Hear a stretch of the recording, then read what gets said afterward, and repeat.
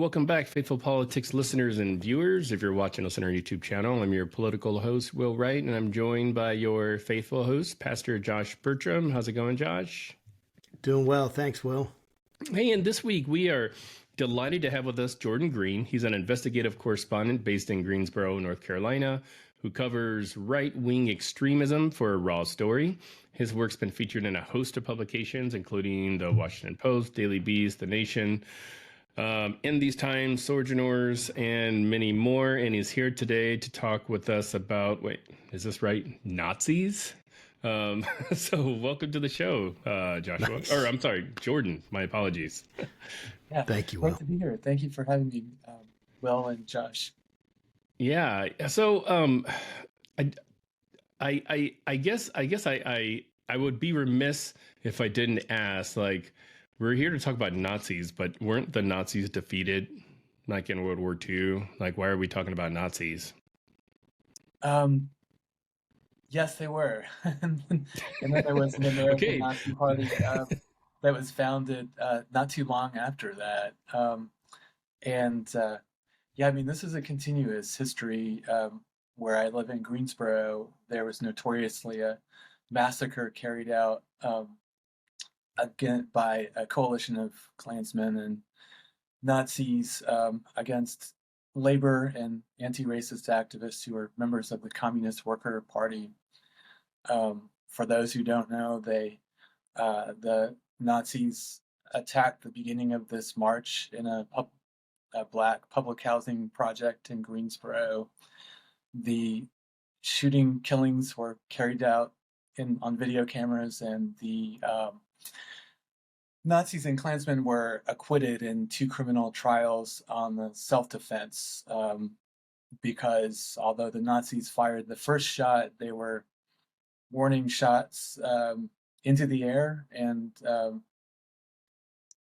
I may have this somewhat wrong, so I apologize for that, but there were okay.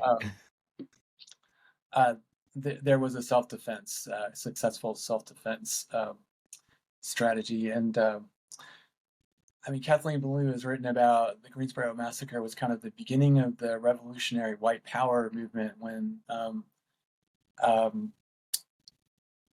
white supremacy, violent white supremacist groups had previously been kind of an extension, vigilante extensions of the state, but after the Vietnam War, there was a sense of betrayal after the civil rights movement and civil rights laws.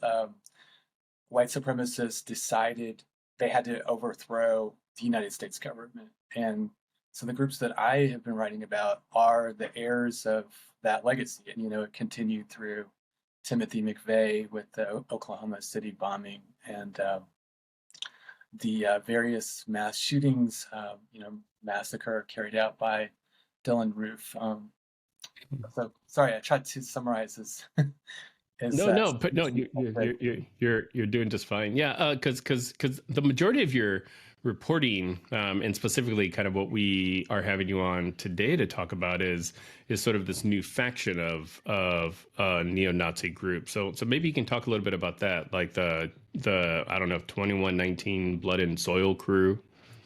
Yeah, that's the specific group that I've written about, but you know, they're part of a larger ecosystem, and there are other rival groups that are like them out there. So what I would say is they come out of the broader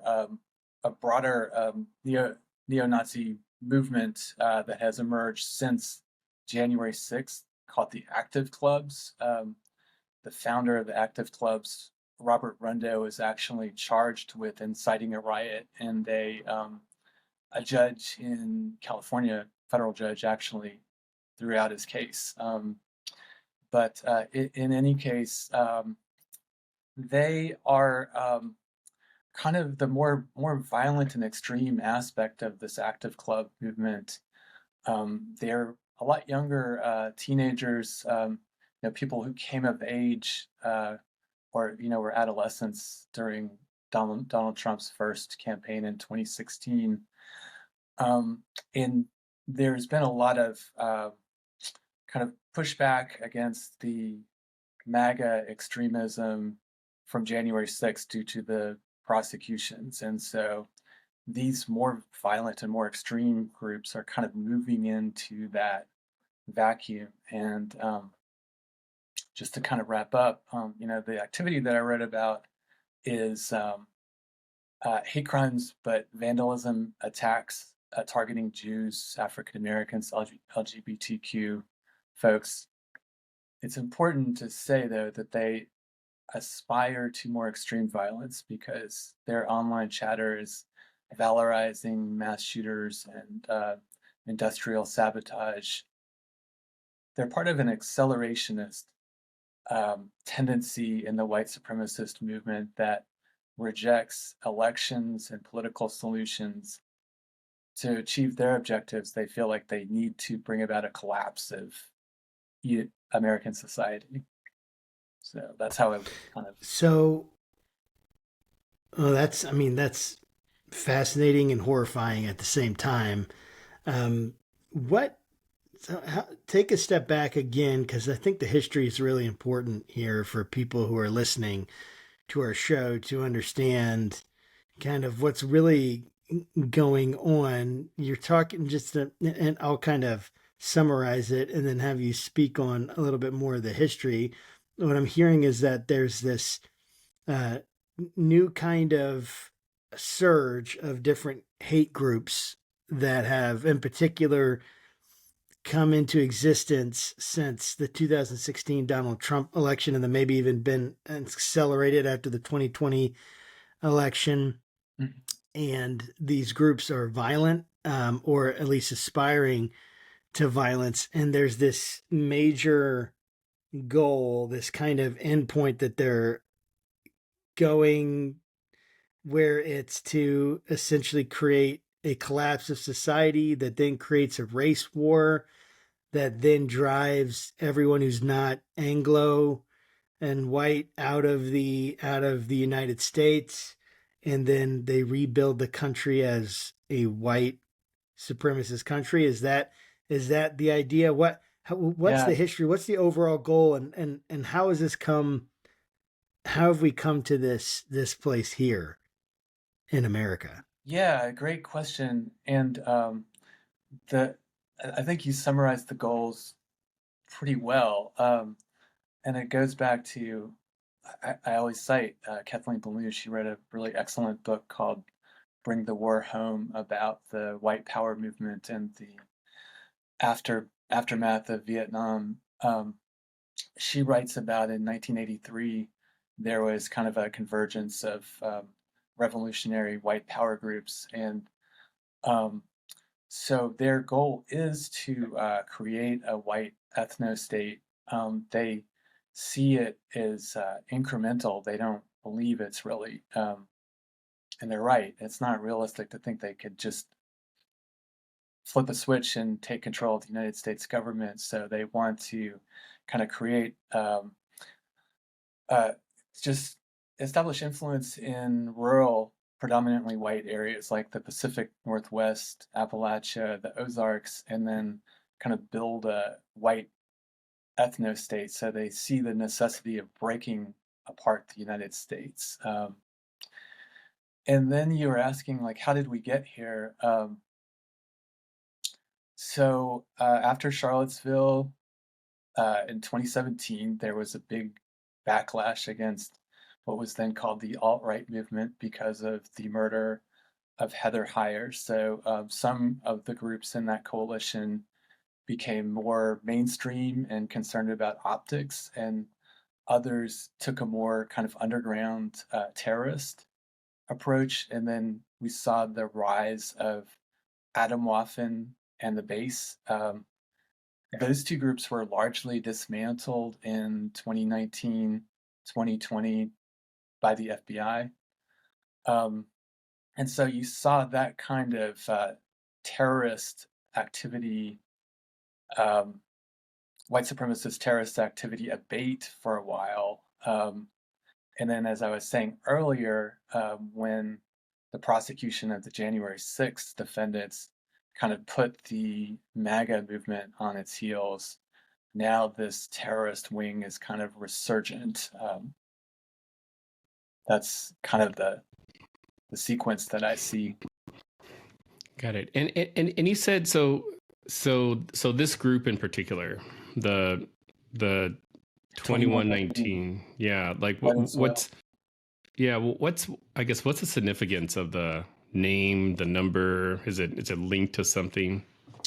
I'm glad you asked because I'm just so immersed in this stuff. I forget to state the obvious, but blood and soil is a Nazi slogan of the Third Reich. So they are, just to be clear, they are unabashedly, unapologetically pushing Nazism, and they talk about a Fourth Reich. So they see themselves as helping establish something that would replicate or succeed what Adolf Hitler did in Nazi Germany. Hmm. Yeah. So that's the blood and soil. Is the 2119? Yeah, That like? it's a numeric code, and you see a lot of neo-Nazi groups do this. Well, actually, any kind of gang, honestly. Two equates to B for blood. One equates to A for and. 19 is S is the 19th letter of the alphabet, so 19 stands for soil. Interesting. Oh, that's so weird. I remember when I was in college, one of my favorite bands was this band called 311, and I remember some of my friends were like, "Oh, that's a racist band, right? Because like 11 is like the 11th letter of the alphabet. It's K, and 3 it's like means it's KKK." And I'm like, I don't know about that, but Oh, I don't think that's the case, but yeah, I hadn't heard that, but same logic. but Wow. yeah, but yeah, it is weird how people sort of like use kind of like, I don't know, numerology to sort of make a point. But is this group primarily located in the South, or is it like a much broader network? Oh, all over the country. From, I mean, so my story mentions that there are criminal cases being investigated in North Carolina and New Hampshire. Members are facing charges in Florida. There's documented activity in California. And really, due to the fact that they're organized through the internet, they're talking with people all over the world. So I've even heard that there are members who claim to be 2119 in the UK. Dude, that's So, amazing. I mean, in a bad way. yeah, It's like I mean, like this thing is so like spread all over the place. What exactly how are they doing this? Can you kind of speak to how are they radicalizing kids? Like young I'm reading some of the articles that you yeah, that's posted, kids as young as 13, 12, whatever, they can't drive. Leaders in the thing are 17 years old. It's like, what if 17-year-olds leading anything? What does that even mean? I mean, yeah, what, how are they doing this exactly? well, the power of the internet, and just to get kind of briefly to talk about the global aspect is, it is ironic that they call themselves nationalists because they are really, I mean, they're more transnational than anything else. I mean, this really goes back a long time to the 1980s that these groups have kind of reinforced each other across global boundaries. But the internet is the engine of radicalization, and it's also the thing that brings them across together across state lines and national lines. Um, yeah, it's just that, and I've just been puzzling through this myself. But as I think about it, they are able to kind of create an online persona to where a 13-year-old can kind of adopt the persona of this like 30-year-old paramilitary super soldier, and they project it to each other, and they um, say and share things that are shocking to build clout with each other. And part of the way that 2119 was organized, to my understanding, it was founded by Waylon Fowler, this 17-year-old who's currently facing charges for a brick attack against a synagogue in Pensacola. But it was started on a Discord channel, which is a way that just mainstream teenagers get together and chat about gaming.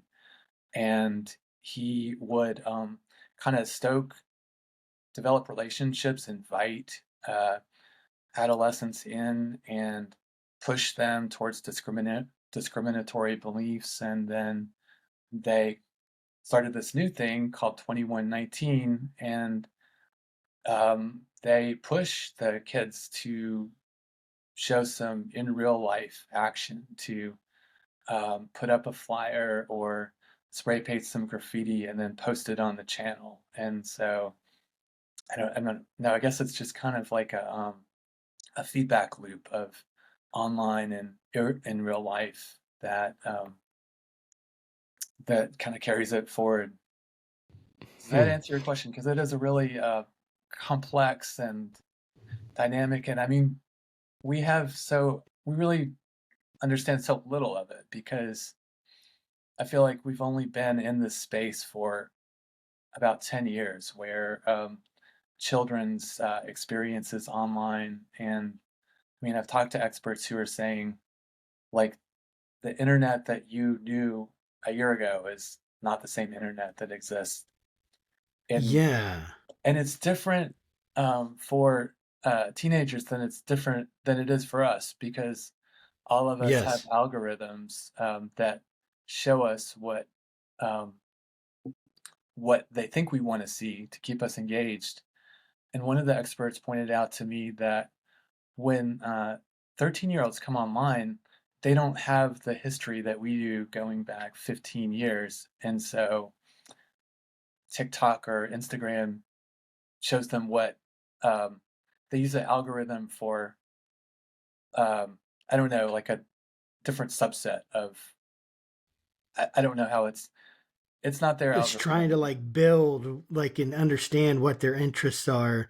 And so it's throwing a massive amount of things at them just to kind of see where they click, what they look at, all that kind of stuff. And then it Yeah, will begin to filter that down and make it more precise. I mean, when you talked about, Roblox, Roblox. Waffen, or something like that. I mean, you know, my son plays Roblox, and I know that he's got a lot of friends. Well, we're very controlling on who he's friends with, probably for this very reason. It reinforces it.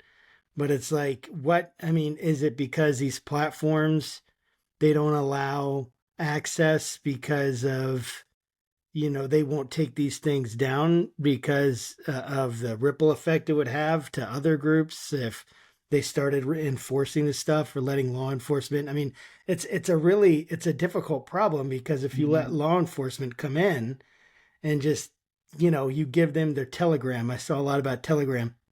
Yeah. You give them that account, you let law enforcement come in, and then what does that mean? So then we just know that the government has access to all of our stuff no matter what. And does that violate, our rights in some way? It's a difficult thing. And then I don't I yeah, I mean, I can feel your pain in that. This is a hard nut to crack in terms of figuring out how all this stuff happens. Yeah, I certainly don't have the expertise on technology and regulation, but I hear reporters talking about it, and I think I do come down on the regulation side. I mean, one person put it like, we created the internet, we dropped this bomb on our children, and we do have a responsibility to control it and to kind of protect our children from the toxic elements of it. I mean, the same way that we would regulate who comes in and out of a school building or a school grounds. Yeah.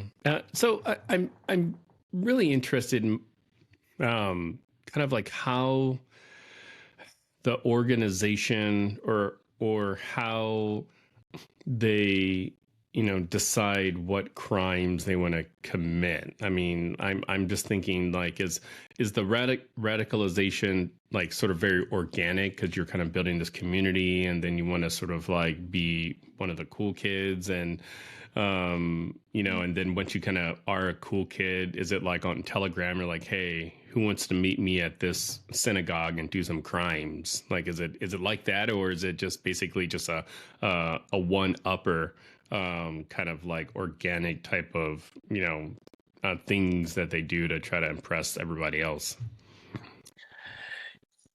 Yeah, I looked at a lot of the Telegram channels, but I'm not privy to the very internal ones. But my understanding from what others have told me is that there's just a strong encouragement to do, what they would call in real life activities to show their commitment.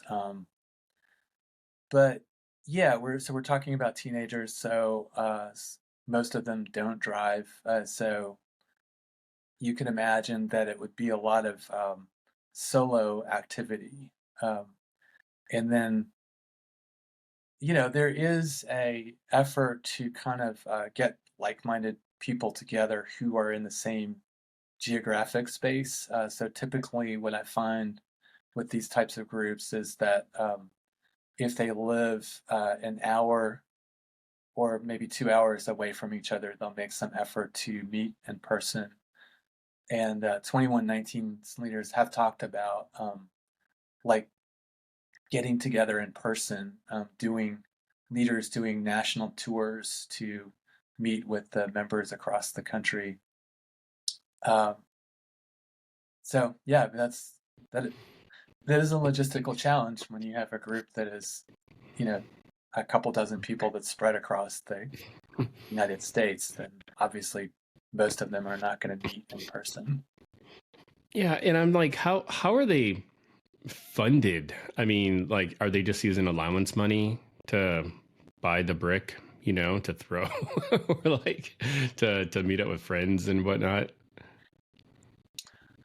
That is a really good question, and I would just say, I mean, I've heard some things about some parents enabling it. I haven't been able to verify that, but I want to pursue that further.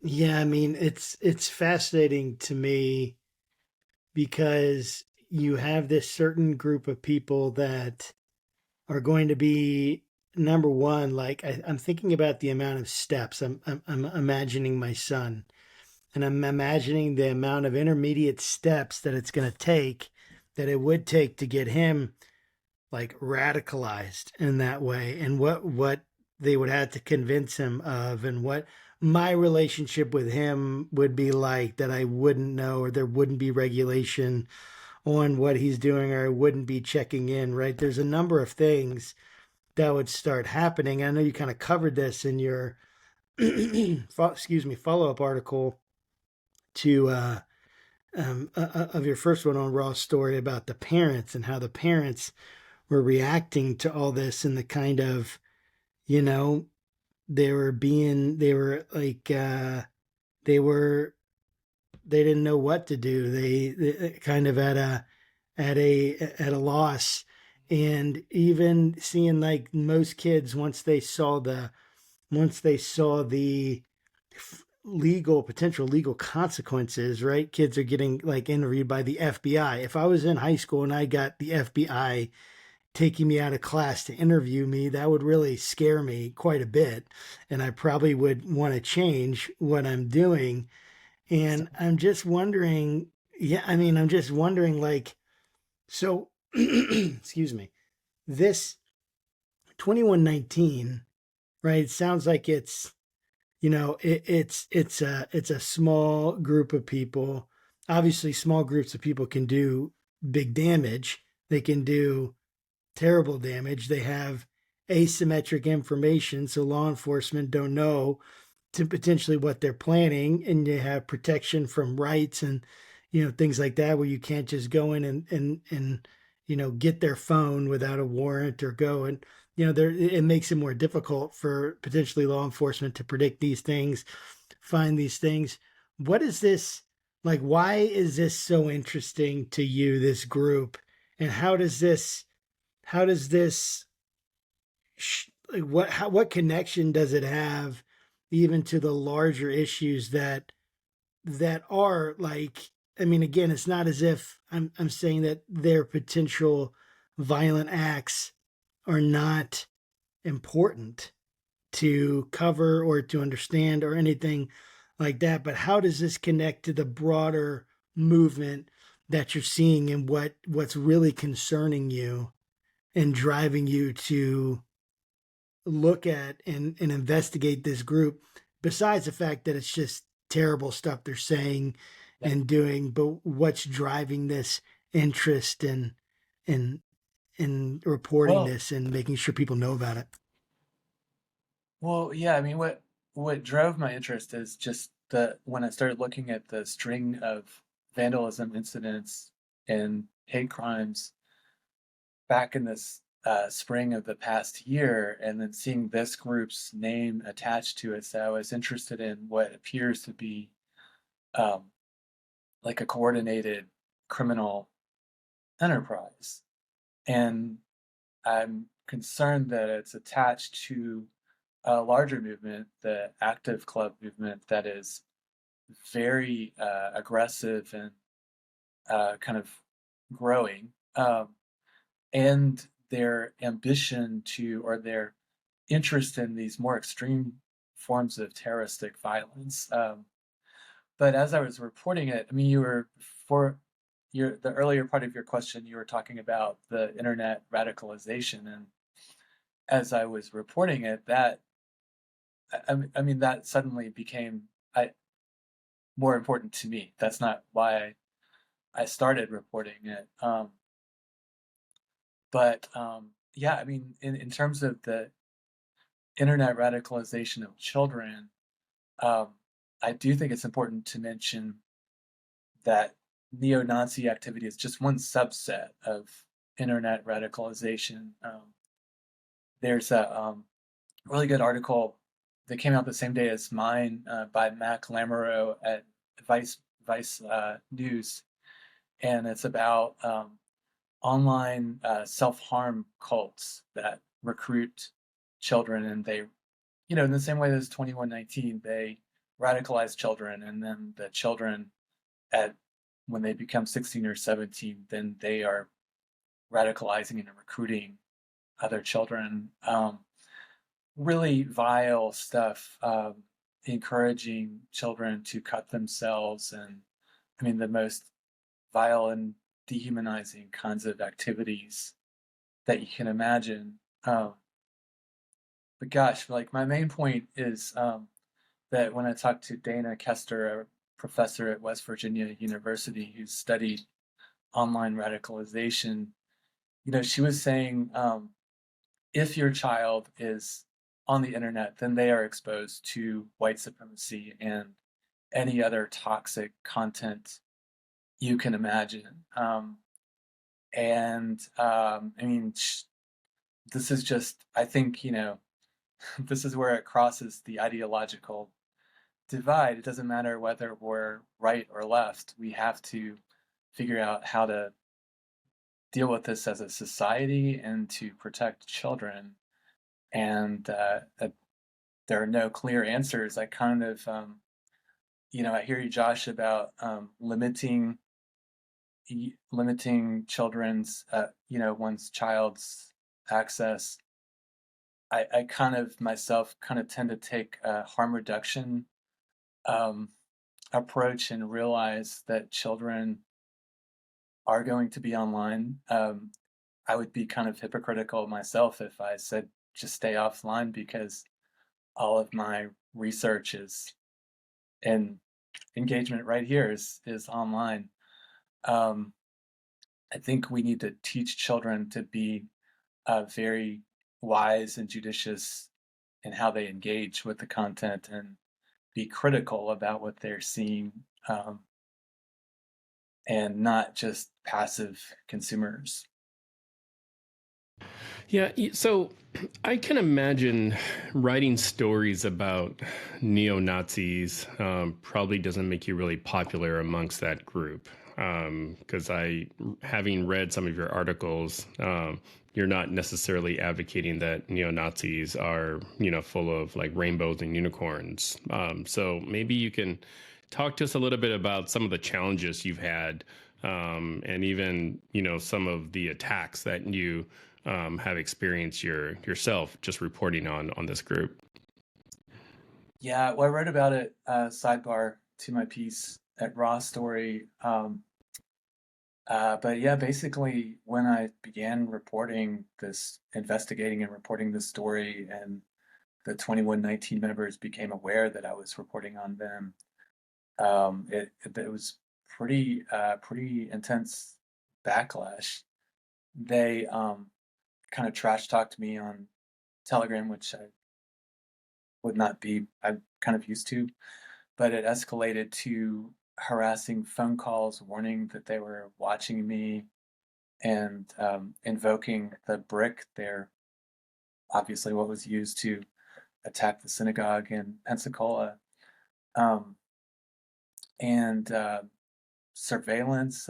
They 2119 members ordered a pizza to be delivered at my house, and then um, somehow someone knew about the delivery and was outside and took my photograph while I talked to the delivery person, and it culminated with 6 neo-Nazis holding a 4-minute flash rally in front of my house, about 10 days before publication of the story. And so these are 2119 is part of a larger ecosystem, and they kind of called for support from these older neo-Nazis who have written about them as well. So I guess there was motivation of trying to prevent me from reporting, and also retaliating for past reporting that I've done on others. But I mean, I just, I mean, I'm not going to be intimidated and stop reporting on it. And if anything, this kind of validates the importance that they would go to such great lengths to try to suppress the truth. So, Yeah, I mean that's got to be unnerving to experience that. What was that like experiencing that for the first time? well, I'm not going to say too much about the impact of it. Yeah, obviously it's not fun, but Yeah, that we're makes just sense. going to keep. I mean, whatever they want to bring.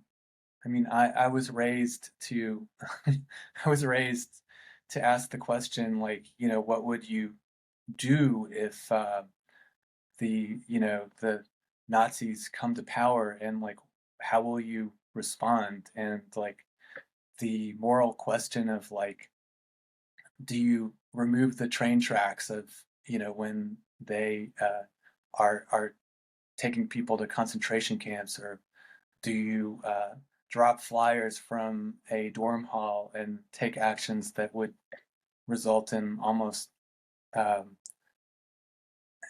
certain uh, severe consequences? And uh, this just seems pretty straightforward.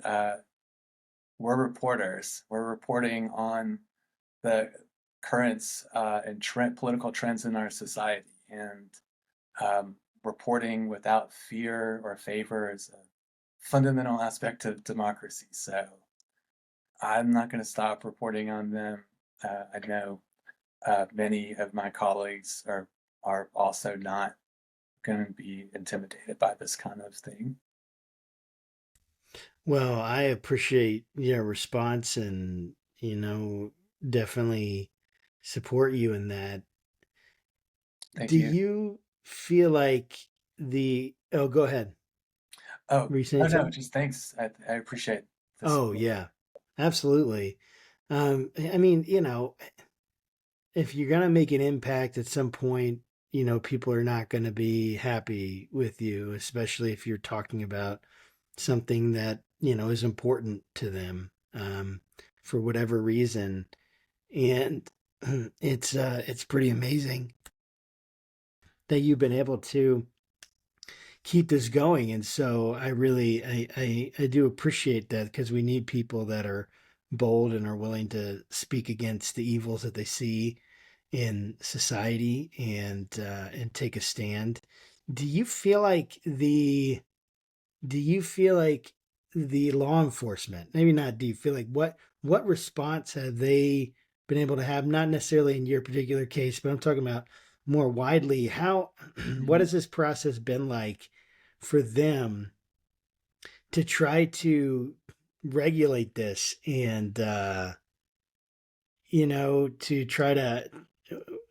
try to quell this kind of stuff and react to this? It's very reactionary, it seems like, but maybe there's more proactive ways that law enforcement is doing to try to Mhm.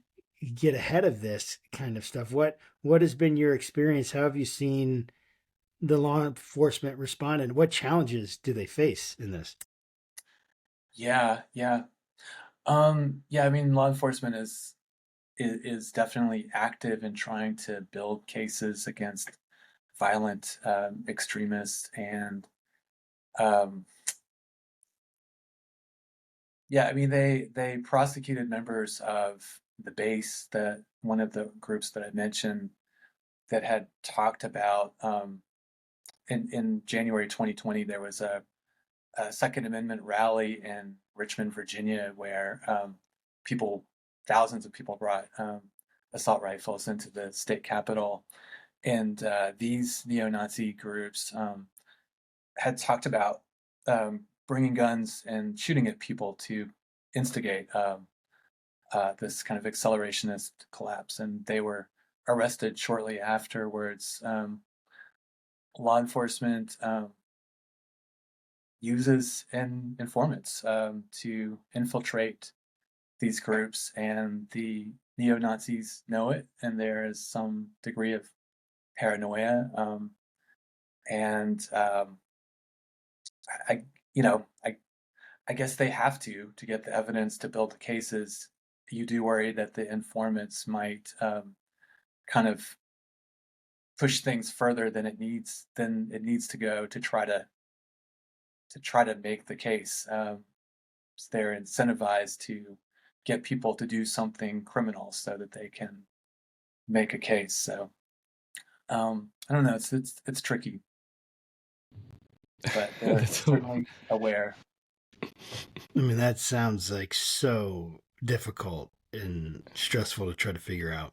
yeah, totally. And it's like it reminds me of um I'm not sure how many of our listeners are familiar with like the old show 21 Jump Street, where like a bunch of these like high school kids are like secretly cops and trying to like Yeah, solve crimes. In my mind, when you're like, yeah, they try to get informants, of like, who are they getting? You know, are they like going to, I don't know, the class, valedictorian or whatever, and be like, hey, we got a job for you.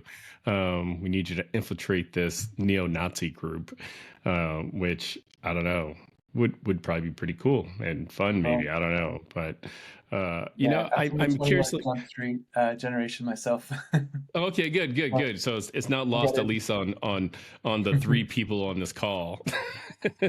Yeah, But so like what are the schools doing? I mean, since this is a population that's primarily young, kids, I'd imagine the schools are being informed, maybe like, hey, there's this like radicalized group that's sort of spreading in your area. Like, are the schools involved kind of with any of this? yeah. Three of the members, three or maybe four, have said that they got kicked out of school. Not when my story came out, long before my story came out. Their activities came to light, you know, locally, and they were forced to leave school. Um, and I think that's understandable because they present a threat to other students, particularly Black and Jewish and LGBTQ students. Um, but I don't know, on a broadly speaking, I don't know if your average principal, middle school principal is or high school principal is really thinking about this that much. Yeah, I mean, to that end, what do you hope that this reporting does? I mean, are you how do you hope it impacts? Who do you hope will read it? And what kind of actions do you feel like you would hope that this would spark and inspire, from your perspective? What's most important that people do with this information besides just be freaked out? Yeah, I hope it doesn't freak people out. That's always worries me that like people will be shocked and then just shut down. But one audience I'm very critical as a journalist and as a person of law enforcement. But I do, do appreciate people who work in law enforcement, and I guess that's one audience that I hope to reach, and I hope that they will kind of understand the contours. And I think mainly for law enforcement, I want them to understand that this is not like um, one or two bad actors. It is part of a collective, cohesive movement, and it has to be tackled as a. Sometimes you have to, look at it as a conspiracy to violate civil rights, and I wish there was more prosecutions along those lines. Um, Broadly speaking, I just want all of society to kind of be aware of what is unfolding and to respond as in whatever role they find to be appropriate. Yeah, I mean, I'm thinking about the law enforcement, and so like this side of it, you're hoping that they will take it and assimilate the information, understand it, become aware. Because why? Most law enforcements, they're unaware of this. They don't see it as a big issue. Like what's the motivation? Again, besides like understanding that what they're doing is wrong, right? And bad. And it's not, I mean, it's this racism is evil, and it's hurting them as Mhm. well, like their own internal heart, I believe, right? It's damaging their soul as a Right. pastor. That's what, as greatly. And my prayer and hope would be that they would come to some kind of repentance and to turn around from this. But what, from the law enforcement standpoint, that's more spiritual standpoint. From the law enforcement standpoint, the idea is like, what do you see as the issue that is occurring that you hope this will spark in the law enforcement? Ignorance, willful ignorance, right? Just kind of like Well, brushing it under the table. What do you think? yeah, I think there's a tendency with law enforcement to see this as like a localized this I hate to call it vandalism, that it's an attack on people. But you might see it as like a localized issue. Law enforcement might see it as a Like localized these are just issue. some crazy teenagers or something like that. They're just being silly, and we just gotta, whatever, just deal with it Yes. and move on. Um, and also to think, these are just teenagers who are just did something stupid as teenagers do. But if you look at the fact that this group has been organizing for 2 to 3 years on the internet, I think it's important to look at the people who are organizing the activity and coordinating it online, as opposed to just those who commit the acts of vandalism or racial and ethnic intimidation. So, Jordan, I guess what my last question for you is what's next for your investigation? I mean, like what do you need? Who do you need to talk to really kind of gain a more comprehensive picture of, where this group is going next, and what would be important for the public to really take away from your reporting? Well, that's a good question. I would say just looking forward, look at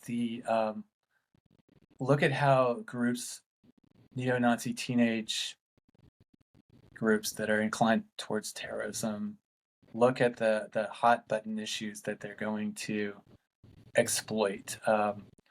Certainly the polarization around the presidential election, the ongoing war in Israel and Gaza is, something that neo-Nazi groups like this are going to play both sides and try to pit people against each other. Ongoing, look for them to kind of opportunistically latch on to various hot button issues that make people passionate and divide people, and to exploit those to erode trust. And also, white supremacist groups going back decades and decades are very good at rebranding. Now that there's a light being shown on 2119, they may change their name, or they may break into two groups or remerge with other groups, and so it's very fluid. But look at the kind of the currents of the movement and not the particular groups or players necessarily. That's it. That's good. So, I guess last question is, how can people follow you, stay up to date on your reporting, or if they've got like a hot tip or something like that, how can folks connect with you? Yeah, best way to connect with me is by email, Jordan, JORDAN @rawstory.com. Got it. That's great. And well, appreciate you coming on. We we have lots of journalists on the show, and I'm always just impressed by just the work that you folks do. I mean, putting yourselves kind of in harm's way, and it's like I don't know what it's like to be a journalist, but like based on what I hear, see, and read, it looks like a very thankless profession. So I want to at least be one that does thank you for the work that you do, because it's not easy. Thank you for that, and Yes. thank you for having me. Hmm. It's really I really Absolutely. enjoyed the conversation. Yeah, thank you. And to our Faithful Politics listeners and watchers, we'll see you next time. Remember, keep your conversations not right, not left, but up. We'll see you next week. Take care.